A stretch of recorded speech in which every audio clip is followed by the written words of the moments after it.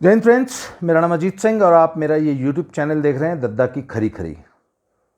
पिछले कुछ दिनों से हमारा जो भारतीय विपक्ष है भारतीय राजनीति में, वो बड़ा पिछले बहुत दिनों से बहुत शोर मचा रहा है कि मोदी ने देश बेच दिया, देश बेच दिया, देश बेच दिया। तो साहब ये जरा मैं ये समझता हूँ कि आज इस पर थोड़ी सी चर्चा कर ली जाए कि ये देश बेचना किसे कहते हैं, किसी भी चीज़ को बेचना क्या होता है। और देखिए, जब ये कोई देश किसी देश की सरकार या इस प्रकार की जो आर्थिक नीतियां बनाती हैं तो उसमें दो तीन तरीके अपनाए जाते हैं। एक तो होता है साहब डिसइन्वेस्टमेंट, एक होता है प्राइवेटाइजेशन, और अभी जो मोदी सरकार ने किया है वो है मोनेटाइजेशन। तो इन तीनों का एक बेसिक अंतर समझ लीजिए। सबसे पहले क्या होता है कि भैया डिसइन्वेस्टमेंट क्या होता है, प्राइवेटाइजेशन क्या होता है और मोनेटाइजेशन क्या होता है। तो इसको समझाने के लिए मैंने आपको एक सच्ची कहानी सुनाता हूँ। मेरा आज से करीब 15-16 साल पहले जब मैं साई में नौकरी करता था तो मेरी ट्रांसफ़र सब कर दी इनने बुंदेलखंड में, मध्य प्रदेश में, डिस्ट्रिक्ट छतरपुर में। वो जो जहाँ खजुराहो के मंदिर है ना, बहुत फेमस टूरिस्ट डेस्टिनेशन है, वो है जिला छतरपुर में। तो उस ज़माने में जो छतरपुर है वो देश का सबसे पिछड़ा इलाका होता था। मतलब जो स्टेट हाईवे थे वो इतने चौड़े थे कि आप समझ लीजिए कि एक मारुति अगर जा रही है और सामने से अगर मोटरसाइकिल आ जाए तो या तो मारुति नीचे उतरेगी या मोटरसाइकिल नीचे उतरेगी। मतलब इतना चौड़ा, जो गांव की जो चक रोड होती है ना वो भी चौड़ी होती है। ये थे मध्य प्रदेश के स्टेट हाईवे। और नेशनल हाईवे इतने चौड़े थे और इतने बढ़िया थे कि अगर दो मारुति जा रही हैं तो वो तो आराम से निकल जाएंगी, पर अगर सामने से ट्रक आ जाए तो फिर मारुति वाले को नीचे उतारना पड़ेगा। ऐसे ऐसे तो नेशनल हाईवे थे, इतना बुरा हाल था। ये उस जमाने की बात है, होगी कोई 2000 नहीं 1994-95 की, आज से 18-19 साल पहले की बात है। तो साहब छतरपुर में हमारे एक दोस्त थे, उन्होंने कहा कि साहब यहाँ पे ज़मीनें बहुत सस्ती हैं। उन दिनों मेरी सैलरी थी 5,000 रुपये, ये बता दूँ। तो मैंने पूछा ज़मीनें सस्ती हैं मतलब? तो उन्होंने बोला 5,000 रुपये की 1 एकड़ में। मैंने कहा 5,000 में 1 एकड़ ज़मीन? तो मैंने कहा ये तो कौड़ियों के भाव है। तो फिर साहब हम वो ज़मीनें देखने गए तो वहाँ पे लोगों ने बोला कि अब जो 5,000 दे रहा है ना वो लूट रहा है तुम्हें। मैंने कहा 5,000 में भी लूट भी ले रहा है? तो कहता असल में रेट 2,500 रुपये है। मैं आपको भगवान की कसम, ये देखो सरस्वती मैया की कसम का कह रहा हूँ, एकदम सच्ची कहानी है, इसमें 1% भी झूठ नहीं है। खुद की मेरे साथ ही घटी घटना। 2,500 रुपये एकड़ ज़मीन। तो मैंने कहा यार 2,500 रुपये एकड़ ज़मीन, क्या बिल्कुल पानी नहीं है? बोला नहीं जी, 60 फुट पे पानी है, फर्स्ट क्लास पानी है, आप बोरिंग करा लो। उस ज़माने में बोरिंग के कुआं एक खुदवाना पड़ता था और बोरिंग करके 60-1,000 रुपये लगते थे। पर 60,000 का कुआं खुदवा लो तो 20 एकड़ की खेती के लिए पर्याप्त पानी हो जाता था। ऐसी कोई बात नहीं थी कि पानी नहीं था। तो इतना बैकवर्ड इलाका था। और ऐसे मतलब कि आदमी मेरे जैसा कोच जो था 1 महीने की सैलरी में 2 एकड़ ज़मीन खरीद ले। तो हम साहब ऐसे ही वो इलाका था वो घुआरा, एक तहसील है घुआरा, डिस्ट्रिक्ट छतरपुर में। छतरपुर से थी कोई 50 से 60 किलोमीटर दूर, बड़ा मलहरा के बगल वो कॉन्स्टिट्यूंसी थी उसमें। तो हम साहब एक वहाँ पे ठाकुर साहब थे, उनके घर चले गए। तो सुबह उठे जब, तो हमने बच्चे से पूछा पापा कहाँ हैं? तो बोला वो पापा भैंसों का दूध निकाल रहे। मैंने कहा अच्छा जी। तो थोड़ी देर बाद पापा आए उधर से, बाल्टी, एक छोटी सी बाल्टी लिए हुए, 1-1.25 लीटर वाली बाल्टी। तो उसमें रहा हुआ कोई 1.5 पाव दूध। तो मैंने पूछा आपके पास तो 25-30 भैंसें हैं? बोले हाँ हैं। तो मैंने कहा ये 25-30 भैंसों का दूध निकाल के लाए और ये 1.5 पाव दूध है? बोला हाँ, हमारे इतने यही होता है। मैं कहा ऐसा काय होता है ऐसा? बोला अरे कोई 1 धार देता है, कोई 3 धार देता है। मतलब एक भैंस एक तो सारी दूध नहीं देती, और जो देती है किसी के 1 धार दूध होता है, किसी के 3 धार होता है।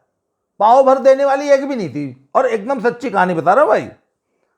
और ठाकुर साहब के पास थी 100 एकड़ जमीन और 40 भैंसें। तो मैंने कहा ये 40 भैंसें पाल रखी हैं और साला तुम्हारे पास एक लीटर दूध नहीं हो रहा, व्हाट इज दिस? तो बोला हमारे यहाँ यही है पशुपालन, और पशुओं की संख्या पूरे इलाके में लाखों में।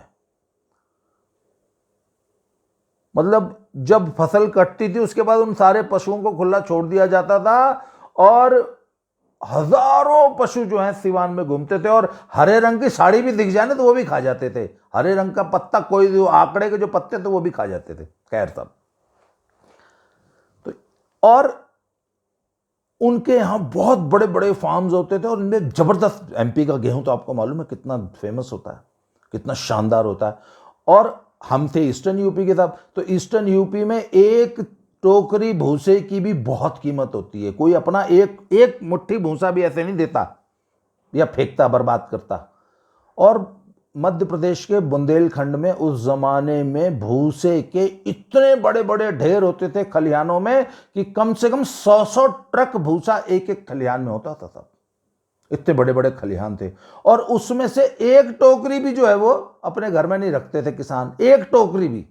और वो पूरा 100 ट्रक भूसा हर मतलब खलिहान में ऐसे ही पड़ा रहता था, और 2 महीने में फिर मई जून में खूब तेज हवा चलती तो उसमें उड़ जाता था, मतलब बेकार हो जाता था।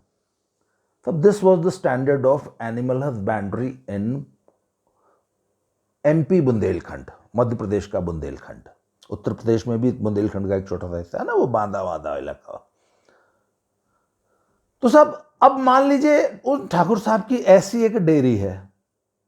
अब मेरे जैसा आदमी उनको कोई सलाह दे कि अब क्यों ये डेयरी चला रहे हो, ऐसा पशुपालन कर रहे हो, हरियाणा पंजाब के किसी किसान को ना अपनी डेयरी में 25% का पार्टनर रख लो, वो तुम्हारी डेयरी का 5 साल में कायाकल्प कर देगा। और ये जो 40 भैंसें आज 1 लीटर दूध दे रही हैं, 40 भैंसें मिला के 1 लीटर तो था ही नहीं था, 1.5 पाव था। तो यही 40 भैंसें अगर कोई हरियाणवी को दे दोगे ना, पंजाबी को, ये डेयरी 25% पार्टनर रख लो उसको, तो इसमें से 400 लीटर का उत्पादन लेगा वो रोज का। क्या करेगा? सबसे पहले तो वो भूसा का एक स्टोरेज बनाएगा। तुम्हारे पास 100 एकड़ जमीन है, पानी भी है उस जमीन में, तो 5 एकड़ में फॉडर लगाएगा, हरा चारा। उसके बाद एक बढ़िया सा शेड बनाएगा, उस पर वो 1-2 लाख रुपए खर्च करेगा, 3 लाख 5 लाख का इन्वेस्टमेंट करेगा तुम्हारी डेयरी में। और फिर तुम्हारे इन 40 भैंसों का मुर्रा नस्ल का सीमेंट डाल के अगले 5 सालों में तुम्हारी सारी भैंसों की नस्ल बदल देगा। हर भैंस 18 लीटर दूध देने वाली कर देगा। चलो 18 नहीं देगी, कुछ 10 देंगी, कुछ 12 देंगी, कुछ 14 देंगी। तो अगर वो किसान इस चीज को मान जाए और 25% अपनी हिस्सेदारी उस डेयरी की किसी पंजाब के किसान को, हरियाणा के किसान को अगर बेच दे, तो साहब ये कहलाएगा डिसइन्वेस्टमेंट। मतलब डेयरी मेरी, सब कुछ मेरा, मैनेजमेंट भी मेरा, तुम आओ 25% के तुम पार्टनर हो, मैं और तुम मिलके डेयरी चलाएंगे। तुम्हें, तुम्हारे पास चूंकि एक्सपर्टीज है, मैं तो भैया यही चलाऊंगा, एक दिन में 1.5 पाव दूध होगा। अगर तुम मेरे साथ मिलके चलाओगे तो हम 400 लीटर दूध का रोज उत्पादन करेंगे। अगर वो किसान ये निर्णय ले ले और 25%, 30%, 10%, 20% जो भी है वो शेयर अगर किसी पंजाब के किसान को उसमें दे दे, उस डेयरी में 5-10 लाख के इन्वेस्टमेंट की बदौलत, तो इसको कहेंगे साहब डिसइन्वेस्टमेंट। एक होता है प्राइवेटाइजेशन। वो प्राइवेटाइजेशन का मतलब होता है साहब कि एक काम करो सरदार जी, आप मेरी डेयरी का 51%, आधे से ज्यादा हिस्सा खरीद लो।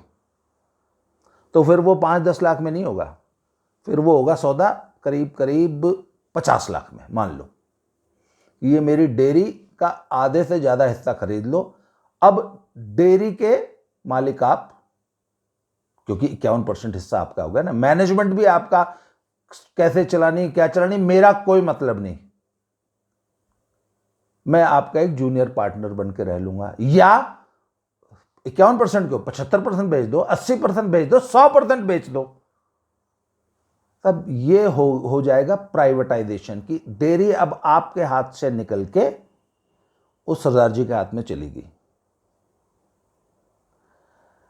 एक होता है साहब मोनेटाइजेशन, जो अब मोदी सरकार ने किया है कि साहब डेयरी आपने सरदार जी को 10 साल 15 साल 20 साल के लिए लीज पे दे दी, किराए पे दे दी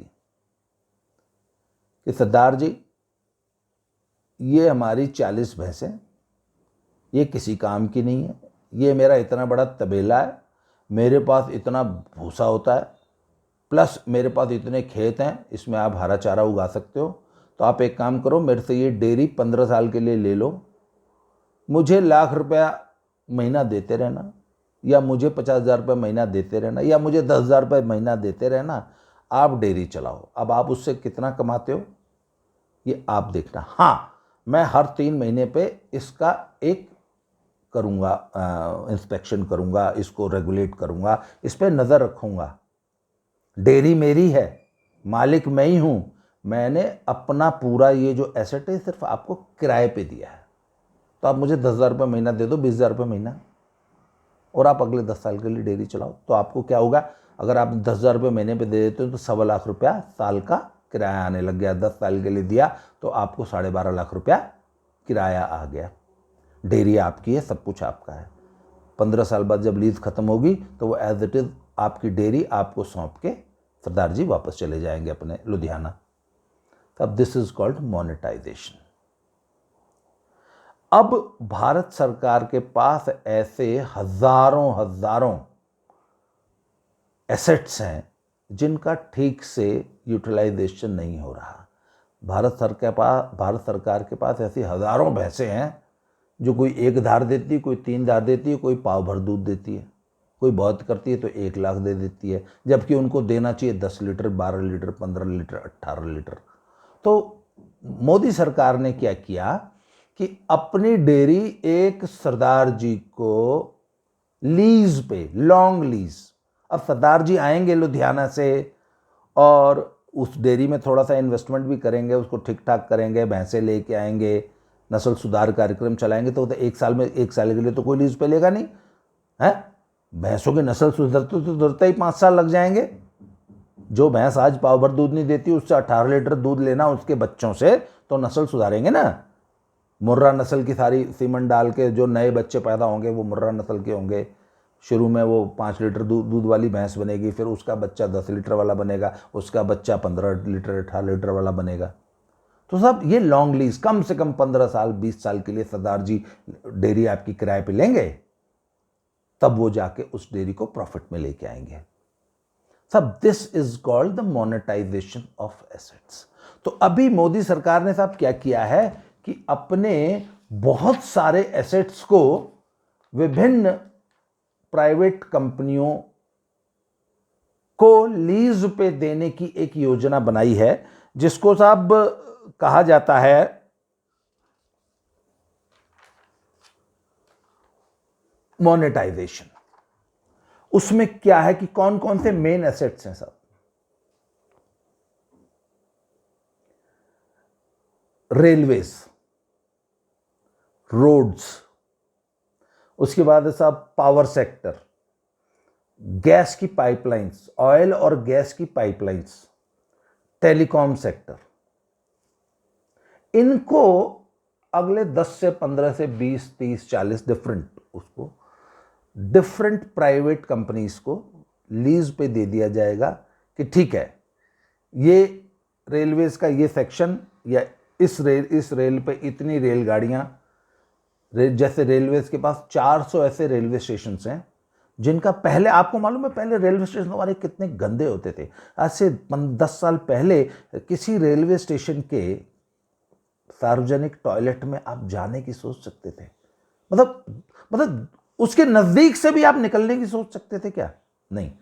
पर जब से ये प्राइवेटाइजेशन हुआ है तो आजकल तो हमारे रेलवे स्टेशन ऐसे बन गए हैं कि अभी प्राइवेटाइजेशन नहीं हुआ, उनको पीपीपी मॉडल पे रन करने के लिए गवर्नमेंट ने दिया है। तो 400 ऐसे स्टेशन हैं अब जिनको वो मोनेटाइज करने जा रहे हैं। तो सब अब जो नए स्टेशन बन रहे हैं देश में वो हवाई अड्डों से भी बेहतर है। तो साहब ये इस तरीके से, उसी तरह रोड्स, आपको याद है पुरानी सड़कें कैसे होती थी? मुझे तो याद है साहब कि उत्तर प्रदेश में अगर आपको 100 किलोमीटर जाना हो तो 4 से 5 घंटे लगते थे, मुझे अच्छी तरह याद है। और आज से मात्र 5-7 साल पहले यूपी में अगर आपको 100 किलोमीटर की यात्रा रोड से करनी हो तो अपनी गाड़ी से 5 घंटा, तो मान लो आप 4 से 5 घंटा। आजकल वो सफर 1 घंटे में तय हो रहा है 100 किलोमीटर का। इतनी शानदार सड़कें बन गई हैं।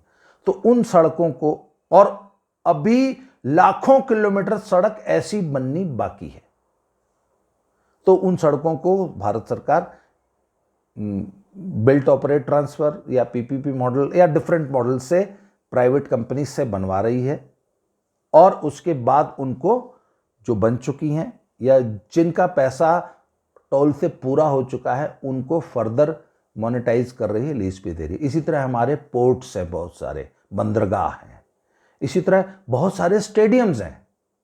मैं आपको ये आखिरी किस्सा सुना के इस टॉपिक को ख़त्म कर रहा हूँ कि मुझे याद है 1982 में जब एशियन गेम्स हुए थे तो दिल्ली में जवाहरलाल नेहरू स्टेडियम बना था, और 82 के बाद 1984 में स्पोर्ट्स अथॉरिटी ऑफ इंडिया का गठन हुआ तो जवाहरलाल नेहरू स्टेडियम साहब स्पोर्ट्स अथॉरिटी ऑफ इंडिया को दे दिया गया, और साई का जो हेडक्वार्टर है वो नेहरू स्टेडियम में बना दिया गया। अब तो नेहरू स्टेडियम इतनी बड़ी, इतनी ह्यूज प्रॉपर्टी है कि जिसको आप सोच भी नहीं सकते, दिल्ली के बीच हार्ट में, नई दिल्ली में, पॉश इलाके में। और साहब उस पूरे इलाके में 50-60 बच्चे, उस पूरे स्टेडियम में वहां क्योंकि एथलेटिक्स का एक सिंथेटिक ट्रैक बिछा हुआ था और बीच में एक फुटबॉल कोर्ट बना हुआ था, तो उस पूरे स्टेडियम में 50-60 एथलीट्स प्रैक्टिस करते थे, एक साई कोच साहब प्रैक्टिस कराते थे। शाम के टाइम मिस्टर एस.सी. गोयल वहाँ एक वेट लिफ्टिंग कोच होते थे और उनको एक हॉल दे दिया गया था, वहाँ पे एक बढ़िया वेट लिफ्टिंग का सेंटर चलता था, एक जूडो का सेंटर चलता था, और थोड़ा सा एरिया, एक मैडम थी वो एरोबिक्स कराया करती थी, वो तो शायद ऐसे ही कराती थी, उन्होंने किराए पे भी नहीं रखा था, उनका जो पार्क था उसी को वो अवेल करती थी, और ऐसी 5-7 एक्टिविटीज चलती थी। और टोटल खिलाड़ी जो उस जवाहरलाल नेहरू स्टेडियम में 90s में आते थे उनकी संख्या मुश्किल से 200-300 खिलाड़ी प्रैक्टिस करते थे, जबकि नेहरू स्टेडियम के नीचे जो कमरे बने हुए थे उन कमरों की संख्या सैकड़ों थी, बड़े बड़े, मतलब समझ लीजिए कि 100 बड़े हॉल्स। और दिल्ली में हॉल्स की ये थी कि हम लोग छोटी छोटी मीटिंग्स करते थे दिल्ली में, मुझे याद है कोई भी एक ऐसा हॉल जिसमें 100 लोग बैठ सकते हैं, सिर्फ 100 लोग, 200, 300, 500 लोगों की तो बात छोड़ दीजिए, सिर्फ 100 लोगों का हॉल अगर आपको दिल्ली में सिर्फ 3 घंटे की मीटिंग करने के लिए किराए पे लेना है तो पिछले साल हमने लिया था 20,000 रुपये लगे थे साहब। मुश्किल से 100 लोग, 100 कुर्सियां भी नहीं लग पाई थी, 100 तो ज़्यादा होती हैं। दिल्ली में उन हॉल्स की ये वैल्यू है, परंतु वो सारे के सारे हॉल्स पिछले 30-40 साल से खाली पड़े थे, और स्पोर्ट्स अथॉरिटी ऑफ इंडिया का कबाड़ उन कमरों में भरा पड़ा था। तो अब मोदी सरकार ये कहती है कि भैया इन कमरों को, इन हॉल्स को डिफरेंट कंपनीज को लीज पे दो, वो आपको हर हॉल का लाख रुपए महीना किराया देंगी। इतना बड़ा एक इंफ्रास्ट्रक्चर आपने बना रखा है जो कि शायद मेरे हिसाब से तो सब 50, 60, 70 एकड़ में होगा, तो उसका कुछ रिटर्न तो देश को मिलना चाहिए। क्या सिर्फ 200 बच्चों के प्रैक्टिस करने के लिए हम इतनी बड़ी फैसिलिटी को बता के रखेंगे? तो आप उसको डिफरेंट क्लब्स को, डिफरेंट स्कूल्स को, डिफरेंट ऑर्गेनाइजेशंस को दे दीजिए कि ठीक है भैया इतना पोर्शन आप ले लीजिए, आप इसमें अपनी स्पोर्ट्स की एक्टिविटी चलाइए, इसमें कोई भी आप कल्चरल एक्टिविटी चलाइए, आप कल्चरल एक्टिविटीज के इतने सारे हॉल हैं, आप इनको अपने हिसाब से डेवलप करिए, अगले 20 साल के लिए ये हॉल आपका हुआ, आप यहाँ पे इसको लीज पर दीजिए, किराए पे दीजिए, आप डिफरेंट सोशल फंक्शन यहाँ कराइए। हाँ, हर 3 महीने बाद हम उसको रेगुलेट करेंगे कि आप उसका कोई दुरुपयोग तो नहीं कर रहे। तो साहब दिस इज कॉल्ड मोनेटाइजेशन। और ऐसे तमाम एसेट्स जो आज तक वो छतरपुर के ठाकुर साहब की भैंस की तरह, कोई एक धार दूध देता है, कोई वो भी नहीं देता, पाव भर दूध देने वाला एक भी नहीं है, तो ऐसे एसेट्स को भारत सरकार मोनेटाइजेशन करने जा रही है। इसको बेचना नहीं कहते हैं, बेचना उसको कहते हैं कि मान लीजिए आपने किसी व्यक्ति से एक घर खरीदा तो वो बेचने वाला आपसे कहे कि हाँ जी ये 40 लाख रुपए का घर है, आप मुझे दे दो, पर घर मेरा रहेगा, रजिस्ट्री करूंगा नहीं, हर 3 महीने पे आके यह देखूंगा कि आपने घर की सफाई की कि नहीं की, हर चीज़ में अपनी टांग अड़ाऊंगा, हर चीज़ में अपनी नाक घसेड़ूंगा, तो आप कहेंगे भैया फिर काहे का घर हम खरीद रहे। तो इसको कहते हैं साहब घर किराए पे देना। जब आप घर किराए पे देते हैं तो घर आपका ही रहता है, और घर होता है 40 लाख का, पर आपको किराया उसका मिलता है 10,000 रुपये, पर घर आपका ही रहता है। और 1 साल के लिए आप 11 महीने की आप करते हैं ना रेंट एग्रीमेंट, तो सब इसी प्रकार का एक ये लीज एग्रीमेंट होगा, लॉन्ग लीज होगा, जिसमें हम अपने नॉन परफॉर्मिंग एसेट्स, उनको हम ब्राउन एसेट्स बोल रहे हैं, ब्राउन फील्ड एसेट्स, जो कि अपनी क्षमता से नीचे काम कर रहे हैं, उनको भारत सरकार अगले कुछ सालों के लिए मोनेटाइज करने जा रही है, जिससे कि उनकी क्षमता का उनका पूरा दोहन हो सके और वो राष्ट्र के काम आ सके। और इससे भारत सरकार को अगले 4 सालों में 6 लाख करोड़ रुपया, दैट मीन्स 6 ट्रिलियन रुपीज जो है वो प्राप्त होगा। और इस पैसे को भारत सरकार और ज्यादा अच्छा बेहतरीन इंफ्रास्ट्रक्चर बनाने में ही खर्च करेगी। ये 6 लाख करोड़ 6 ट्रिलियन रुपीज जो है वो और अच्छा इंफ्रास्ट्रक्चर, जैसे आपने देखा ना देश में कितनी शानदार सड़कें बन रही हैं, वही और ज्यादा अच्छा डेवलप करने के लिए उसको कोशिश करेगी। और ये 6 लाख करोड़ रुपया पता है कितना होता है? हमारा टोटल बजट का 6वां हिस्सा। और हमारा जो टोटल बजट वो बताते हैं कि लगभग 34-35 लाख करोड़ का है, जिसमें से 6 लाख जो है that means 1/6 of the total budget, which is the huge amount. और जानकार तो कह रहे हैं इतना बड़ा अमाउंट क्या हम वाकई अगले 4 सालों में अपने इन एसेट से किराए वसूल के ले पाएंगे?